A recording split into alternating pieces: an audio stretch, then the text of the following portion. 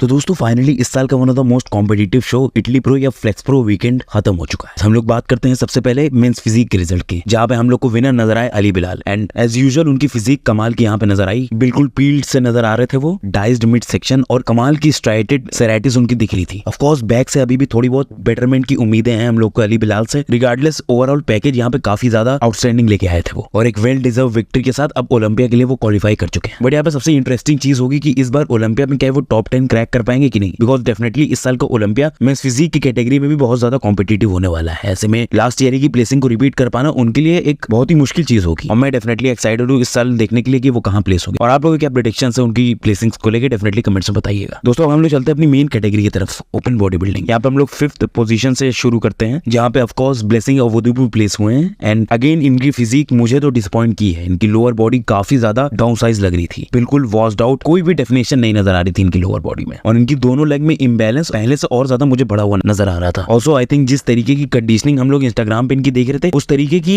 Physique हम लोग को यहाँ पे नहीं नजर आई, उस लेवल की ड्राइनेस हम लोग को यहाँ नहीं नजर आई। और ऐसा इस शो में काफी बॉडी बिल्डर्स के साथ और हुआ है, जहाँ पे हम लोग को इंस्टाग्राम पे कुछ और स्टोरी पता चल रही थी और स्टेज पे हम लोग को बिल्कुल ही अलग सिनेरियो देखने को मिला। बट दोस्तों इस शो में ब्लेसिंग की रिडीमिंग क्वालिटी उनकी बैक और बाइसेप्स डेफिनेटली थी। उनकी बैक काफी ज्यादा डिफाइंड और डिटेल से भरी हुई नजर आ रही थी, वही उनकी बाइसेप्स एक मैसिव पीक प्रेजेंट कर रही थी, और एक साइड से तो हम लोग को बाइसेप स्प्लिट भी नजर आ रही थी उनकी। But in a bigger picture यहाँ पे ब्लेसिंग के करियर की अगर हम बात करें तो वो सही बात पे नहीं जाता वो नजर आ रहा है। दोस्तों पूरे एक साल में, मतलब एक साल भी नहीं, अब तो 2 साल हो गए उनको न्यूयॉर्क प्रो जीते हुए, और उतने टाइम से इस टाइम तक उनकी फिजिक में इंप्रूवमेंट हम लोग को ज्यादा कुछ नहीं नजर आई। ऑफ कोर्स मैंने अभी बात की बैक और बाइसेप की, बट बाकी और बॉडी पार्ट्स में कहीं पे भी जरा सी भी इंप्रूवमेंट नहीं नजर आई, बल्कि मैं तो कहूंगा लेग उनके पहले से और ज्यादा खराब लग रहे थे। अब हाँ, ये पीकिंग की भी गलती हो सकती है, लेकिन दोस्तों ओपन बॉडी बिल्डर के हिसाब से लेग की साइज बहुत ज्यादा कम है ब्लेसिंग की। ऑफ कोर्स हमेशा की तरह ब्लेसिंग जिस हिसाब से बोलते हैं, जिस हिसाब से अपनी बातें बनाते हैं, वैसा वो डिलीवर नहीं कर पाते हैं। एग्जैक्टली ऐसा इस शो में भी हमने देखा, जहाँ पे शो से पहले उन्होंने रीगन ग्राइम्स से शर्त लगा ली थी कि अगर मैं ऊपर आऊंगा तो तुमको मुझे $5000 देने पड़े, जो कि क्लियरली ये हम सबको पता था कि ऐसा होने ही नहीं वाला है। दोस्तों ऐसी नॉन इंप्रूव फिजिक के साथ ब्लेसिंग को IFBB में और ज्यादा इंप्रूव करना, अपनी प्लेसिंग्स में और ज्यादा क्लाइंब अप करना अपनी रैंक्स में काफी हद तक इम्पॉसिबल हो चुका है। एंड सोनर देन लेटर उनको अपनी फिजिक में मैसिवली इंप्रूवमेंट करनी होगी, जहाँ पे लेग की डिजायर्ड राउंडनेस, ओवरऑल बॉडी की थिकनेस, डेंसिटी हम सब चाहते हैं उनकी फिजिक में देखना। एंड ऐसा करने के लिए ब्लेसिंग ने अभी अपनी इंस्टाग्राम पे अनाउंस कर दिया है कि वो एक बड़ा ऑफ सीजन लेने वाले हैं, जहाँ पे अपनी बॉडी को कंप्लीट रेस्ट देके पूरी तरीके से इंप्रूवमेंट करने की सोचेंगे, पूरी तरीके से अपनी फिजिक को और ज्यादा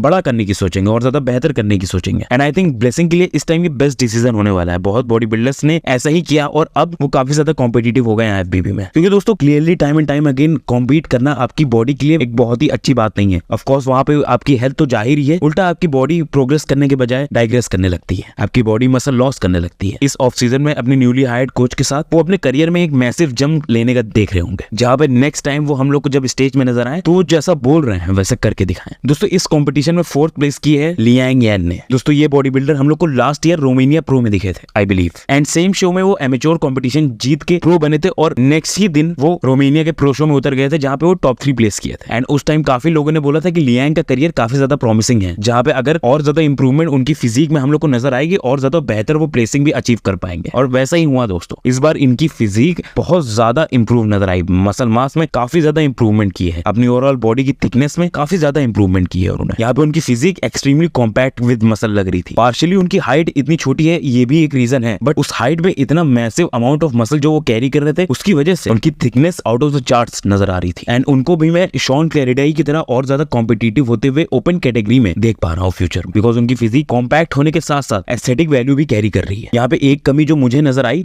वो उनका वॉश्ड आउट मिड सेक्शन था, बट उसको छोड़ के बहुत ही स्ट्रॉन्ग और वेल बैलेंस फिजिक थी उनकी, जहाँ पे और बॉडी बिल्डर्स को जिनकी फिजिक में कुछ कमियां हैं उनको पिछाड़ सकते हैं लियांग। दोस्तों इस कंपटीशन में जिसने 3rd प्लेस किया है वो है रोमन फ्रिट्ज। रोमन फ्रिट्ज दोस्तों रिसेंटली ही एक प्रो शो जीत के क्वालिफाई कर चुका है ओलंपिया के लिए, एंड यहाँ पे आई बिलीव रोमन की one of the best physique if not the best physique थी। कमाल की कंडीशनिंग के साथ इस बार वो फुलनेस लाने में भी कामयाब हो गए थे। इस बारे में हमने पहले भी बात की है कि उनको फुलनेस लाने में बहुत ज्यादा मेहनत करनी पड़ती है, क्योंकि उनका मेटाबॉलिज्म एक्सट्रीमली हाई है। इसकी वजह से जो भी कार्ब्स स्पेशली डाइटिंग कॉन्टेस्ट में वो अपनी बॉडी में डालते हैं वो फौरन ही बर्न अप होने लगता है। बट फाइनली अपनी पीकिंग प्रोटोकॉल्स को प्रॉपर तरीके से मैनेज करते हुए यहाँ पे लग रहे हैं रोमन, जहाँ पे अब उनको पीकिंग में उतनी प्रॉब्लम्स और उतनी मुश्किलें पैदा नहीं हो रही है। एनीवेज तो इस शो के अब हम हैवी हिटर्स के बारे में बात करते हैं। इस शो के टॉप 2 रीगन ग्राइम्स जो कि 2nd प्लेस हुए और शो को जीता है नेथन डे आशा ने। अब काफी जगह मैंने ये कमेंट सुने कि ज्यादातर लोग नेथन डे आशा को गिनी दे रहे थे इस शो जीतने में। दोस्तों अगर आप लोग मेरी वीडियोस रेगुलरली क्लियरली देख रहे थे पहले, तो आप लोगों को पता होगा कि मैं उनमें से नहीं था। मैंने शुरू से ये बोला था कि रीगन को एक बहुत ही कड़ी टक्कर दे सकते हैं नेथन, और पॉसिबली ये शो भी जीत सकते हैं। मैं मान रहा हूँ रीगन की यहाँ पे फिजिक बहुत ज्यादा इंप्रूव थी, बट दोस्तों जैसा कि हम लोग को इंस्टाग्राम पे देखने को मिल रहा था वैसे स्टेज पे हम लोग को नहीं दिखा। जहाँ पे इंस्टाग्राम पे उनके पास बेस्ट एंगल्स होते थे, बेस्ट लाइटिंग होती थी, फेवरेबल कंडीशंस होती थी उनकी पिक्चर्स पोस्ट करने की, एंड उसके एड ऑन में फिल्टर्स भी वो लगा सकते थे, जो कि ऐसा किया भी उन्होंने। बट यहाँ पे एक रॉ फिजिक थी उनकी, बहुत ज्यादा वॉश्ड आउट नजर आई उनकी फिजिक। दोस्तों शुरू से ही जब रीगन की अपडेट्स आ रही थी हम लोग को देखने को मिल रहा था कि उनकी फिजिक में कंडीशनिंग काफी कमाल की लग रही है। लेकिन दोस्तों मुझे याद है जब उनकी पहली बैक की अपडेट आई थी एकदम शुरुआत में, तब उनकी जो कंडीशनिंग थी वैसे ही मुझे स्टेज पे भी उनकी कंडीशनिंग नजर आई। इतने हफ्तों में हम लोग को अपडेट्स में डेफिनेटली उनकी कंडीशनिंग बेहतर लग रही थी, बट जो पीकिंग प्रोसेस में, पीकिंग प्रोटोकॉल्स में उनकी गलतियां हुई, कार्ब अप करते टाइम जो उनकी ओवर स्पिल हो गई फिजिक, वो हम लोग को क्लियरली विजिबल थी स्टेज। जिसके बाद उनकी फिजिक काफी ज्यादा सॉफ्ट नजर आई, specially from the front. But दोस्तों इसका मतलब ये नहीं है कि यहाँ पे उन्होंने इंप्रूवमेंट नहीं की है। साइज में अभी भी हम लोग क्लियरली देख सकते हैं कि बहुत ज्यादा इंप्रूवमेंट, बहुत ज्यादा जंप लिया है उन्होंने अपनी फिजिक में। बट क्लियरली दोस्तों न्यूली एडेड मसल उस तरीके की ग्रेनीनेस, उस तरीके की ड्राइनेस नहीं प्रेजेंट कर सकती जैसे कि एक सीजन्ड मसल प्रेजेंट कर सकती है, जैसा कि एक मैच्योर मसल प्रेजेंट कर सकती है। एंड वैसा ही किया था यहाँ पे नेथन डियाशा ने। दोस्तों नेथन की फिजिक पत्थर जैसी हार्ड नजर आई हम लोग को, हर एक शॉट में बहुत ज्यादा हार्ड लग रहे थे नेथन। स्ट्रक्चरली रीगन की फिजिक ज्यादा बेहतर थी, बट अगर हम लोग इस एब्स एंड थाइस को देखें दोस्तों, यहाँ पे नेथन कमाल कर रहे हैं, बहुत ही अमेजिंग ये शॉट वो प्रेजेंट कर रहे हैं, बहुत ही अमेजिंग इस पोज में लग रहे हैं। जिस तरीके से उनका एक symmetrical deeply defined mid section वो प्रेजेंट कर रहे हैं, माइंड ब्लोइंग है वो दोस्तों। लेकिन दोस्तों जो लोग एक स्पोर्ट को काफी टाइम से फॉलो कर रहे हैं, जिन्होंने रीगन की पहले फिजिक देखी रखी है, जिन्होंने नेथन की भी पहले फिजिक देखी रखी है, उन सबको पता है कि रीगन का ये बेस्ट पैकेज नहीं था। हाँ साइज में ये सबसे ज्यादा इंप्रूव था, बट ओवरऑल पैकेज की बात करें तो आई स्टिल बिलीव कि 2021 का लीजन स्पोर्ट फेस्टिवल में उनका बेस्ट पैकेज था, जहाँ पे फिर भी वो शो नहीं जीते थे, वो श्रॉन क्लैरिटा के आगे हार गए थे। एंड यहाँ पे नेथन की भी साइज में हम लोग को कमी नजर आई। नेथन डेफिनेटली डाउन साइज लग रहे थे, बट उनकी फिजिक में हार्डनेस, ड्राइनेस इनफ थी रीगन के ऊपर एज दिलाने में उनको। बट दोस्तों इन दोनों की बैटल यही नहीं खत्म हो रही है। 2 हफ्ते बाद हम लोग को यूरोपा प्रो शो या फिर स्पेन प्रो शो भी होते हुए दिखेगा, जहाँ पे टॉप 5 के